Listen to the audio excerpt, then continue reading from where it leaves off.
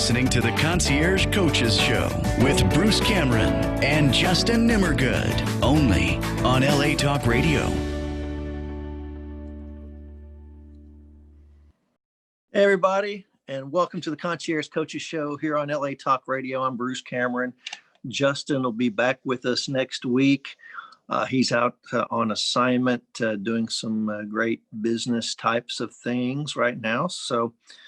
So in his absence, we're going to have another fantastic show alongside Mr. Jose Santana. Jose, welcome back. Thank you, Bruce. Appreciate you having me. Man, good to have you back. You know, with our federal prison consulting services that we've provided, it just seems like everybody, while this COVID window is still alive and going, everybody wants to get out of prison early. And you know, they all want to get compassionate release. And so what I thought we'd do today is we've been lucky to stumble upon a resource that has a compilation of, I don't even know how many were in here, but anyway, we'll go as far as we can go. 100 or so, or possibly 100 or so compassionate releases that have been granted recently since the onset of COVID-19.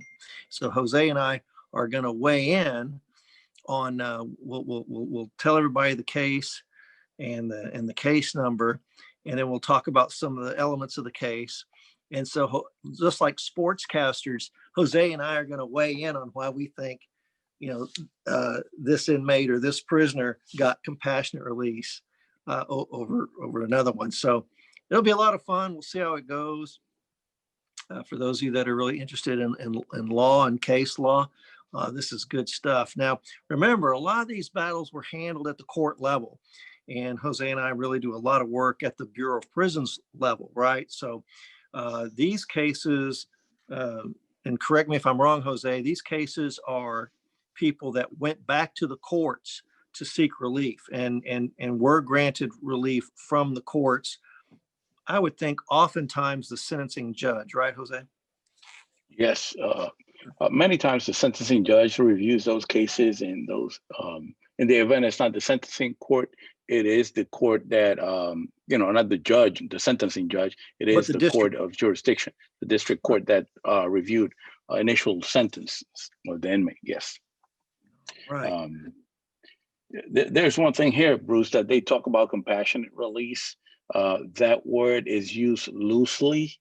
Compassionate release, as the Bureau knows and per the policy, there's some strict requirements for a compassionate release to be granted to an inmate. This is more release under reduction in sentences because of compelling and extraordinary circumstances, because of the COVID and the Attorney General's memorandum providing guidance to the Bureau of Prisons on the COVID pandemic situation. So really, compassionate release it's used loosely throughout this compilation of cases. Or a misnomer. Yes. Okay, so here we go. Are you ready? Yes, sir. Here we go. You want to do this is United States versus Johnson III, 2020, out of the District of Kansas, October 8th, 2020. So this is fresh right off the press. Fresh off the bench. Yes. So it looks like the inmate had 84-month sentence. He was at the medical center, Federal Medical Center in Springfield, Missouri. And this inmate had obesity and hypertension. He was granted relief. I'm not gonna read that next bullet. Okay, and so there were some 3553 and a motion under 3582. So, but this person got relief. But what's the one thing about this case that really probably helped, in your opinion, Mr. Santana? What was the thing about that? Well, the facts are clear. The facts are clear. He had over a 70 months, a seven-year sentence, and he served 6 years of that sentence. He only had a year left. So that's critical. This guy had served a significant amount of his time, 90% of the sentence. Right. And we don't know what his pattern risk score was, but we know that, 6 on 7 is pretty doggone good with a year left. And he probably, since he was already at a medical center, he did have obesity and hypertension because he wouldn't have been at a medical center. It's not like this guy's sitting at Pensacola or Montgomery or some nice camp somewhere, pumping iron or whatever. But okay, very good, very good. Anything else? The fact is, you have to look at the facts of the case. This individual is probably, he was an elderly inmate too. I guarantee you that. I want to omit the names, Bruce. I will omit the names of the cases. I just mentioned the fact. These are all cases viewed by federal courts. But the fact is that this guy, I guarantee you, he's an older gentleman with obesity, hypertension, had the risk factors, had served 90% of his sentence at a medical center already. So those 3 factors are just critical. And you have to look at the facts of the case. You can't just go generally, oh, that case is like mine, I'm like that guy. No. Each case has its own set of facts that will determine the outcome of that litigation. Man, and nothing speaks to that more, Jose, than our next case, United States, out of the Eastern District of Wisconsin on the same day, October 8th, 2020. This inmate had a 126-month sentence and was at USP Terre Haute, Indiana for armed bank robbery. And this person had hypertension, type 2 diabetes, sleep apnea, arrhythmia, obesity, heart disease. This person also, I guess, had some support letters, not only from, actually he had staff support letters, which is kind of unheard of that BOP staff would do this, but they evidently did it, staff and supervisor. So here we have it. Usually somebody with a crime of violence, Jose, they got nothing coming, especially if this guy really was at a USP, you know what I mean? His pattern score had to have been somewhere above lower medium to still be at a real joint. Now, what are your thoughts, Mr. Santana, on this armed bank robbery person from a joint? No doubt, this is one of those cases, Bruce, that it's armed bank robbery. This is something that is just significant because we hardly see those individuals that have a crime of violence. That's I guarantee you, that's a 924C. This inmate had served a significant amount of time. Also 90 months, at least 90 months on 126. So for viewers, his release date is in 2023. So I think once again, my sense of it is that his that 2023 release date really helps.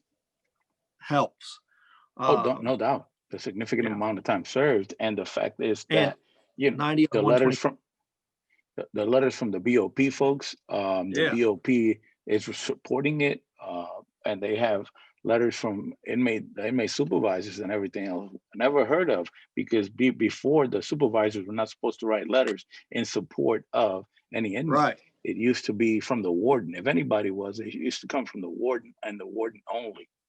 So this is something I've never seen. And this individual had a significant amount of health issues. And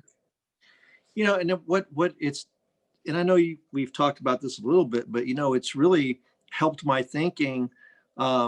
People that I would have ordinarily, if they would have called into us looking for services, I would have said, hey, you got nothing coming, especially armed bank robbery, crimes of violence, stuff like that. But now I am rethinking those that have served a significant part of their sentence and they have a fairly soon release date and maybe some type of health issues that now sex offenders.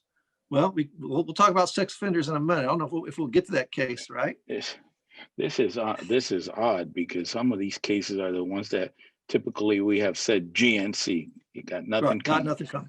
Yeah. But the fact is that we don't determine that. It's not our decisions. It's up to the Bureau of Right. Prisons, and the individual in these cases really have significant medical issues. So that's the key thing here.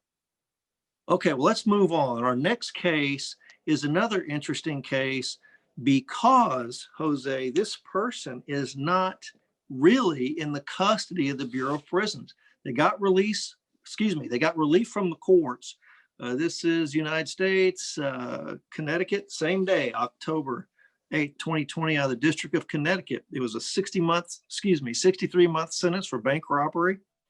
This person also had hypertension, obesity, and type 2 diabetes, and they were a holdover inmate. So that tells us, and they say that the place where he's a holdover, and it wasn't at the transfer center. He's at a county or a private jail. We'll just say that, right? In somewhere somewhere near there in Connecticut. The Marshall holdover place. Yeah. So what's your take on that? I mean, this guy, now we don't know what his release date is. Good Lord, you don't think that dude was like initially designated and got relief on the whole? No. I don't think so. Man, what do you think, man? I think this is one of those cases. The East Coast has been pretty liberal, flexible. flexible. I won't say liberal. I would say flexible on some cases. Right. Really, because they have hammered others. They haven't been liberal at all. I think they have hammered others that really should be considered for reduction in sentence or home confinement, at least under the Attorney General's guide. But this case, I guarantee you, this case, he's been a holdover for a while. This guy has significant risk factors: obesity, hypertension, type 2 diabetes. Those are risk factors that if this individual takes COVID, he'll be done. Most likely on a ventilator, he'll be done. That's the factors that they're considering, the medical issues, and the fact that he's a bank robber. I mean, it tells you a lot. I mean, they have some good attorneys that litigated this case, and probably this inmate has been on a pretrial status over half of his sentence. Okay, right.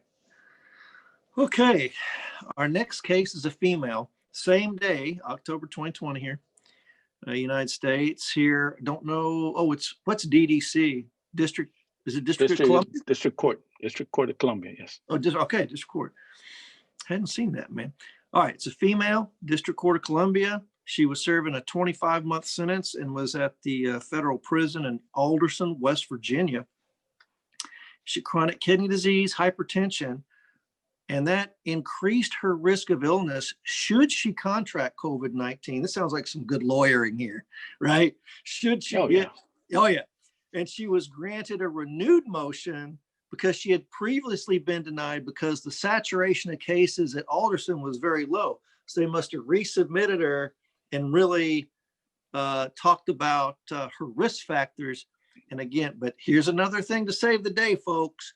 Release date, October 2021. So gosh, that's just a year from now, in a couple of days, and a wake up from where we are today.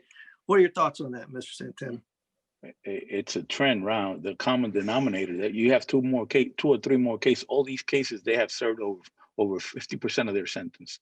That's a trend. They've done a lot of their time. Yeah, that's the thing here. Plus the medical issues, hypertension again, hypertension, kidney disease. Those are risk factors. And again, I would dare to look at all these cases and the age of this individual. They're probably 50 plus years old, all of them. Right. That's a good one. That's a good consideration. Well, our next one is another category that we've worked with personally, but an amazing category that you wouldn't think would get any relief given a couple of factors. I think one is this next case is not a U.S. citizen. They're not a United States citizen. And the fact that they were associated with some things that were very disturbing. So let me go ahead and without further ado, read that. This October 7th, 2020, out of the Southern District of New York. This person pled guilty in 2014 for conspiring to murder U.S. nationals outside the United States and making threats concerning an attempt to kill, injure, and intimidate an individual and unlawfully to destroy property by means of explosive and threats and terrorism. Wow. I just can't say much more about that. 300-month sentence. Mm-hmm. Okay. Here, I won't read that next part. 300-month sentence. And the person was 60 years old, had obesity and respiratory illness. And they may or may not have been deported to their home country. So now the release date was this month, wasn't it? And this guy was he just got an earlier release. He was releasing this month. That's the thing. But we've worked with a couple of cases, Bruce, that you got know. 13 days. Or yeah, no, whatever, so, whatever it was, whatever. Well, whatever was his release date in October.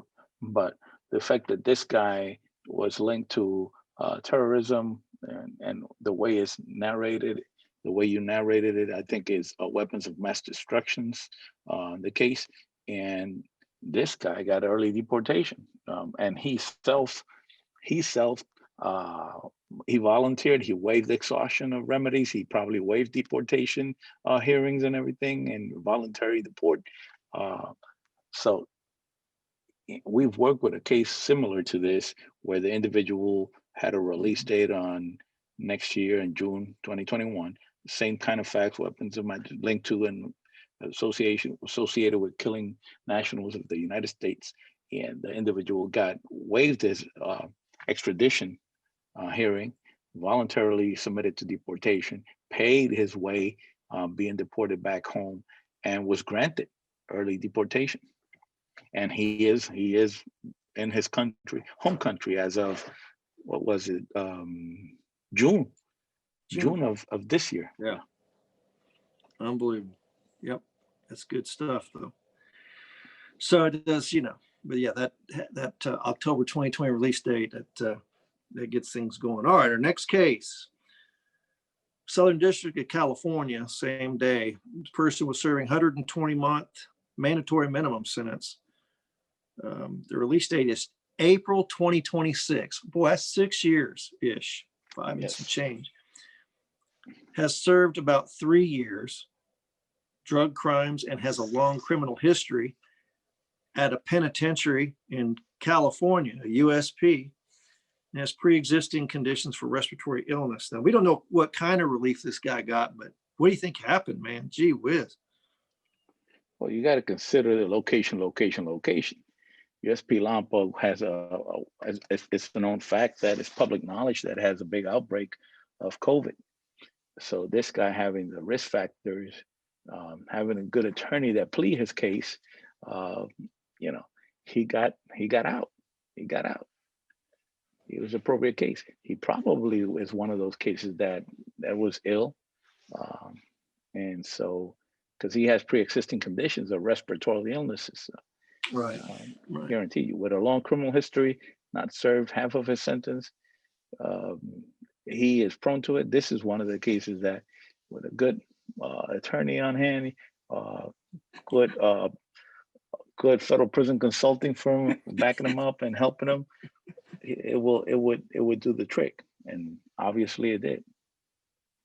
Yeah, April 2026, and yeah, some good things must have happened there. That's all I got to say for that individual. This next case, do you want to skip it, or you want to go ahead and do it? It's another ICE deportable. No, I think it's good. It's a good example because usually public safety factors of alien, which are for the non-U.S. citizens, the individuals that are submitted to the contract sites, the individuals that are non-U.S. citizens that are going to be deported. This case was granted compassionate release. So this individual, then we'll go for it. This is an individual who had served 21 months out of 30. And their releases January 2021. They were deportable. They had a history of hypertension, type 2 diabetes, obesity, anemia, hyperlipidemia, polyneuropathy, otitis externa, acute upper respiratory infection, edema. Woo! That pitted edema, man, is okay. Vitamin D deficiency and a heart murmur. Because he was a layperson who at the time was proceeding without counsel, he made a good faith through legally imperfect attempt to secure, oh, it's a female, release. It's a female, yeah. Wow, based on her medical condition. Her filings with the BOP as commencing the 30-day period after which compassionate release requests can be brought to the court. Other courts have reached similar conclusion. Given the unprecedented virus, it would be unduly prejudice the defendant to require her to exhaust the administrative remedy. So they gave her a shortcut, right? She didn't have to go through all the, okay. They waived the exhaustion of administrative remedy. Right. So each day that they would know that each day the defendant spends in confinement, she's at higher risk of contracting COVID-19, delaying a ruling on her motion that would consider circumstances and take action be unreasonable and would expose her to unnecessary risk. Some good lawyering here. Somebody picked this up. Where's this out of again? Florida, Miami. Southern District of Florida, man. Sound like the judge is really feeling this case. Accordingly, to the extent the defendant has not exhausted the remedies. Wow. Okay. I would say a little liberal in that case, because she already granted a downward departure based on the safety valve changes of the First Step Act. Yeah. Right. So right. I would see that's a liberal approach to it. Whew. Not requiring her. I mean, it's a matter of justice, Bruce. Because the fact is that the human side of the criminal justice system is, if the individual is sick, I'm the warden. I don't want her to die in my jail. Right. Let her go die somewhere else. And to her credit, she's done 21 on 30. Absolutely. 21 on 30. All right. All right, here we go. Another case, October 5th, Eastern District of California this time. Inmate is at FCI Schuylkill, which is in Pennsylvania, everybody. At 104 months, possession of a firearm and violating supervised release. Obesity, asthma, and the argument was that the conditions at the prison prevented him from taking adequate precautions to prevent contracting COVID-19. He says he couldn't socially distance from his roommate, and they weren't testing inmates or staff, and not been given adequate sanitation equipment or suitable masks in the facility. Let's see, he's not ignoring inmates with symptoms unless they have a fever. Additionally, the defendant claims that staff sometimes have been seen without masks. The government does not present any evidence to the contrary or contest the representations. Rather, it says at the time of the writing, it did not know of any cases at Schuylkill. So Schuylkill didn't have probably a lot of cases. There wasn't an outbreak. Yeah, there was not an outbreak there at Schuylkill at the time. But the fact is that, this guy, he went at the right time because the government didn't oppose his motion. Right. And that's another key factor there. If the government opposes, then probably the sentencing judge will oppose it. Good point. And the Bureau probably opposes it. I think this one maybe was denied at the institution level, and he had to go to court. But in many of these cases, you try first at the institution. And if the institution doesn't oppose it, of course, they'll send it to the regional office and to central office for review. Then it's granted. God, boy. Not only did he have the possession of the firearm, he was also a supervised release violator. Man, bro, I mean, I would have, the risk involved in that on paper is just huge. However, folks, the person, by my calculation, had done at least 80 months on his 104. Oh, yeah. So that's the key factor there. Yeah. Well, good for him. All righty then. Another one out of California. Oregon. Go ahead. Well, yeah. District Correct. of Oregon. Yeah, District of Oregon was the court. The guy serving 96 months, had served 66 months out of 96 months at FCI Terminal Island, one of our low security institutions there near Los Angeles. Really easy breezy place there. 54 years old, had obesity, hepatitis C, pre-hypertension. That's interesting. It's like I'm pre-death. Anyway, pre-hypertension. What the hell is that? What the hell is that, man? I'm pre-death. Does that qualify me for anything, man? No, pre-hyper is that his blood God. pressure has been consistently up. What the heck? Hypertension. And the seizure disorder. Says he had a March 2022 release date. And he did complete the residential drug abuse treatment program, so that's good. 66 on 96, so he clears the 33 the half mark. Yeah, 66%, just about of his sentence. Yep, 54 years old, obesity. Yep. So they kind of inflated some stuff, but there's a lot of guys running around with hepatitis C not showing symptoms, Jose. And there's a lot of pre-hypertension people. I'm telling you, I'm not with OMDT or anything, but come on, man. Okay. But yeah, well, anyway, good for him, though, right? That was a good move. The common factor is, again, he did over half of his sentence, and risk factors, and short time to release, pre-hypertension, less than 24, and completed the RDAP, which is good. So this is having that program participation, that would have garnered him some First Step Act type-ish credit, for being an RDAP graduate. So that is kind of a good thing. You're right. Nice touch. All righty then. Next case out of the Eastern District of Michigan, October 6, 2020. 47-year-old inmate with chronic kidney disease and asthma was at USP Atlanta, but don't be fooled by the USP behind the word Atlanta, right, Jose? What's the cut? It's actually a low or a medium now. What is it? It's a medium. It's a medium security, but a lot of the camps are attached to main institutions. So that's true. You don't know if he could have been at the minimum security facility at the camp outside. Yeah. Well, let's keep going though. He had a 240-month sentence, pretty long for drugs. That was his mandatory minimum was a 240 months under Section 851. He started serving in 2008, so that's 12 years down. 12 years down. And release date was June 2025. So 5 years on the end, 12 in. So that's good. Spent a lot of his time. Again, over half of his sentence. Man. No incident reports, has good conduct,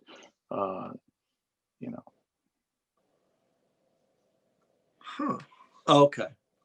That's the guy's name. I thought they were doing case law from another case, but they keep on. Yeah, so he served 13 years.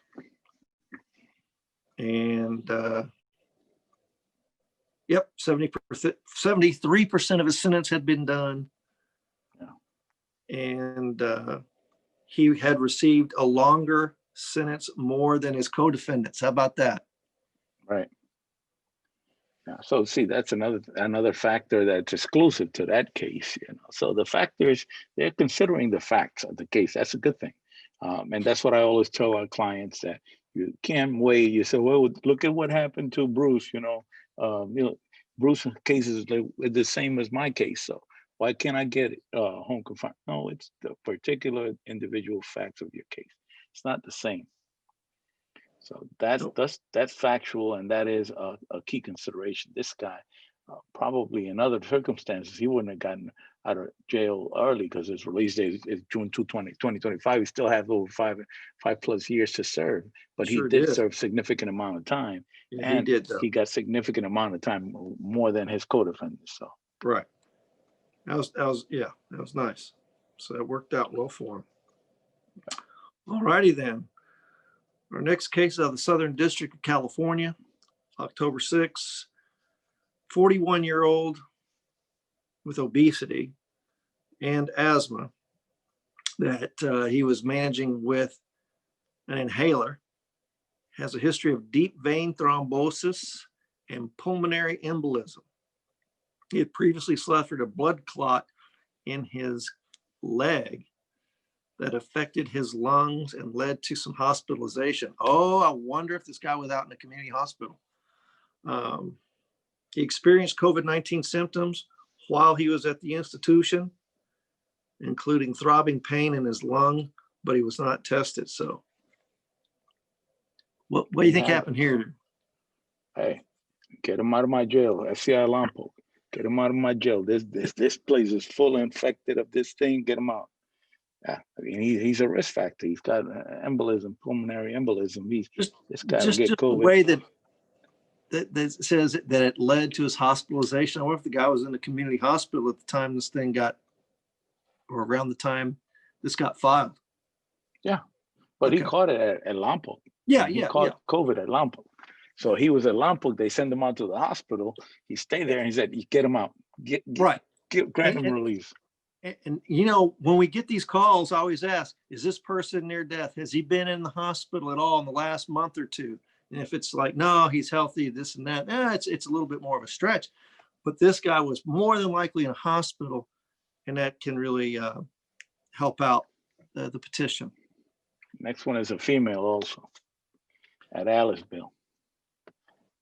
I was going to say, how did you know that? Because it says Aliceville. That's how you knew that. September 29, 2020, this woman had a 120-month sentence for cocaine and had type 2 diabetes, obesity, hypertension, and some sort of an enzyme deficiency. How about that, man? They can just come up with anything, man. I'll tell you what. Anyway, but we won't go there. How many? Anyway, well, good for her. 120 months, so she got out next month. So she's probably served 116 or something months. Yeah. You know what I mean? It's weird because this lady should have been reviewed for home confinement or RRC placement. She should have been in an RRC. So what's going on? I don't know. Maybe the portable alien. I don't know. Or maybe her house blew down in the hurricane over there, man. Could have been. Maybe. Could have been. It's a possibility. All right, man. Next case is from the Eastern District of Virginia, September 30, 2020. This is person that had 144 months for drugs. Release date 2027. All right. That's a nice long stretch of relief here. Mm-hmm. 41 years old. So he's not too old, Jose. 41 years old. Asthma, obesity, type 2 diabetes, hypertension, and sleep apnea.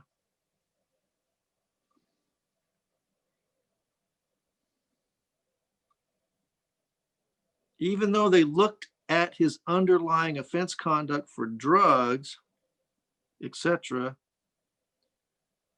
his last violation was for a misdemeanor 17 years ago. And he went to some counseling and did good.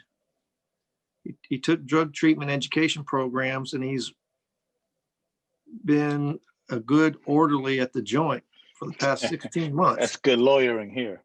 This is good lawyering here. He had a good lawyer that helped this guy here. With the exception of some 300 series shot. No, anyway. He even got some shots, yeah. Yeah.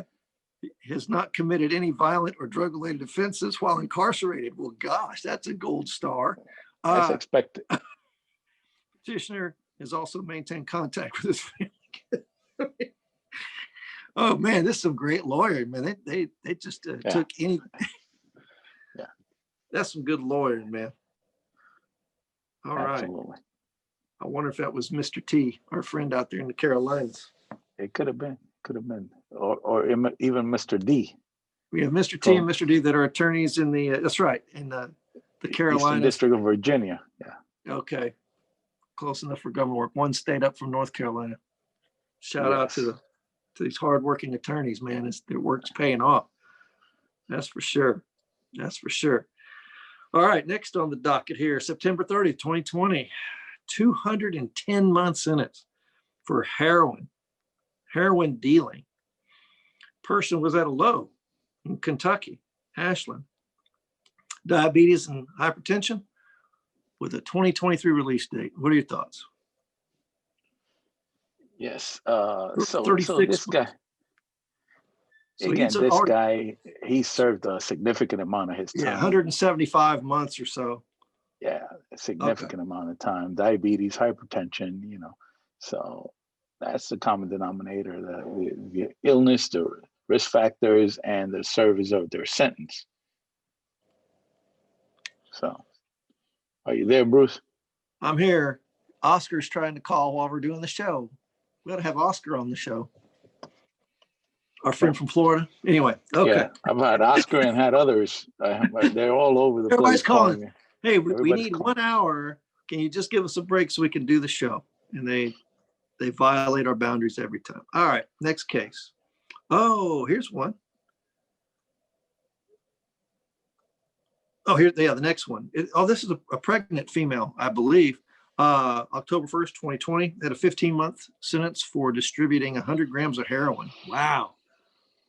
Yeah. She was sentenced in 2020, then was allowed to self-surrender. She's at one of our prisons in Minnesota. She found out she was pregnant. She's in the Mothers and Infants Together Family Guidance Center. Yeah. And she had high blood pressure, polycystic ovary syndrome. Yep, she's pregnant. 15-month sentence. Man, how do you get a 15-month sentence on distributing heroin? Like how can you get that low? She must have had a peripheral role in the conspiracy, right? Yeah, she probably was a low-level dealer or something, or just possess it and with no prior criminal history. But the fact is that she's had some serious conditions. I mean, right, for sure. All right. District of Maryland, October 5, 2020. Person had 180-month sentence. What's ACCA mandatory minimum? What's that? The Sentencing Commission? The Armed Career Criminal Act. Ooh. Armed Career Criminal Act. Yeah. Those are the Johnson cases. The Armed Career Criminal Act mandatory minimum was the crack cocaine and the disparity that was inflicted upon some of these guys that got 2 strikes or the 3rd strike to out. So the armed career criminal will get stacked up. And if it was their 3rd strike, they would get life sentences. First Step Act reduced this. So, and actually, Judge Antonin Scalia, just shortly before he had died, had done the majority opinion striking down the Armed Career Criminal Act as unconstitutional. So, well, I tell you what, this guy, the projected release was 3 years from now, so he done at least 10. So yeah. I mean, he had served over 10 years, almost 10 years, and with the good time credit under the First Step Act, he would have gotten his release date was August 2023. So he got good. He got. And the good news, he was already at low. He was probably precluded from going to a camp because of the offense conduct, but at least he was at a low. I feel better about that. That he was 1 at a low, 2 he had done 10 years, and 3, mid-chronic renal failure. Yeah, that was a good one to probably. And this is a good case that establishes that the judges and the courts and the Bureau of Prisons, I give props to the Bureau. They're submitting these guys that are career criminals. This guy's a career criminal. He got the mandatory minimum to the ACCA. And let's face it, federal probation had to agree with these guys coming out. Yeah, and the prosecution, prosecutor too. Because if the prosecutor opposed it, he won't be going nowhere. The judge wouldn't give it to him. Oh, we wouldn't be reading it. Yeah, not even close. Not even close. See, we're learning a lot here today, folks. We got about 6 minutes, so we're gonna bust through a few more, and it's fun stuff, man. It really is. It's just fun to see what the courts do in different parts of the country. District of Maryland. Is that who's next? Yes. Yeah. District of Maryland, October 5, 2020. Person had a release date of 2021. Okay. They had entered a plea for 40 months. They served 42 months. They had asthma and type 2 diabetes. The judge felt like they would still serve their sentence at home, still showing enough respect for the law and providing punishment. Under 35. That kind of is a no-brainer. He would have been going to a halfway house probably under the First Step Act. Actually, he should have been in one. He should have been going to one right now. Yeah. Yeah, I mean, look at that, because this came down October 5th. Yes. Yes. I mean, he would have been pretty, Yeah. Hopefully that's, yeah. So they didn't give away. It's interesting. Yeah, folks. They didn't give away. Interesting. Yeah. Sorry about that, bro. That's okay, man. We're doubling, man. Eastern District of Michigan, October 5th, had a person had a 188-month sentence. The 2028. Oh, but the person is 71 years old, diabetes, stage 3 kidney disease, obesity, hypertension, gout, high cholesterol. There was no violence or guns, but his age and medical issues, and he had some financial support coming from children, and he'll be able to get some sort of employment out there. At 71 years old, man, collecting Social Security. Yeah. Yeah. So this is interesting because the government here was arguing the dangerousness of the guy because of his prior drug criminal history. And the court was saying, no, he's got some health issues. And we're going to grant it based on the health issues and his age, So that was interesting there, because if the prosecution opposes it, most of the time the judges say no. But the age and the medical issues made a difference in this case. Plus, you can't forget the fact of good lawyering, good lawyers here in this case. Yes, sir. All right, let's do one more and then we'll wrap it up. This is a good one to end on. Northern District of Iowa. I didn't know that Iowa had so many districts. Yes. But seriously, the Northern District of Iowa, October 5th. Person had a 136-month sentence. Major criminal history, career offender, has stage 1 chronic kidney disease, diabetes, hyperlipidemia, again, obesity, hypertension, difficulty breathing while on his back. Okay, 60 years old. So on one hand, the inmate had a criminal history that was highly aggravating. On the other hand, the offense itself was not violent, and he had served a substantial majority of his sentence. Okay. Conviction or has performed. He's done well in prison, completed 2 drug treatment programs. It has a suitable residence. 13, and so he's been down for 7 years. So he's okay. So he's done 84 months at least. Yeah, he's done 84 months out of a 136-month sentence. He's done over half of it. So, I mean, plus the age and medical condition, despite that he has a high criminal history, recidivism facts and everything, but he's not a violent offender. And that's the difference right here.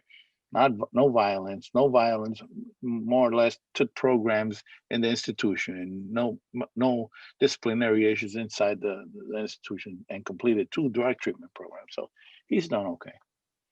All right. So, well, that sounds like, so man, what an interesting lineup we had today here in our neighborhood. So it's, I wish we had another compilation of releases that the Bureau of Prisons had affected through the COVID-19 panel, qualifying individuals, sending out their paperwork to the regional RRMs, and the Bureau of Prisons then, in its own right, the executive branch, the Justice Department, putting people on home confinement using their authority. So anyway. Yeah. And Bruce, we just went over not even a third of the cases that are in this compilation. There's so many. Scratch the surface. We didn't scratch it. No. But I think it's fun for everybody to see and hear these things that is happening. But through, like you said, people who know the system, people who know these things that can, like we do, we assist attorneys with their language and their drafts. and more so on the other side of the house, the post-conviction side, on the BOP side. So I guess we'll wrap it up today. Mr. Santana, thanks again for coming on the show. Your wisdom. Hey, I appreciate your invitation. Appreciate the time. It's good to discuss these cases so people get an idea of what's going on around the country. So I didn't know that Scalia had jammed up the armed criminal control. That was some good history there, brother. Good job. Yeah. Yeah. Knowing that, that's what we deal with. That's what we deal with. That's why we have you, because you're the man. No. All right, man. No, it's a team. We're a team over. Well, folks, thanks for listening to the show today, and hopefully you'll get a chance to view this video on the First Step Act channel here in a few weeks, and also federalprisonauthority.com. And so yeah, come by. I noticed that we're on iHeartRadio now, Jose. We're on iHeartRadio. We've been picked up by them. So that's a beautiful thing, along with Apple Podcasts and many other podcast aggregators. Anyway, with that, have a great week, everybody.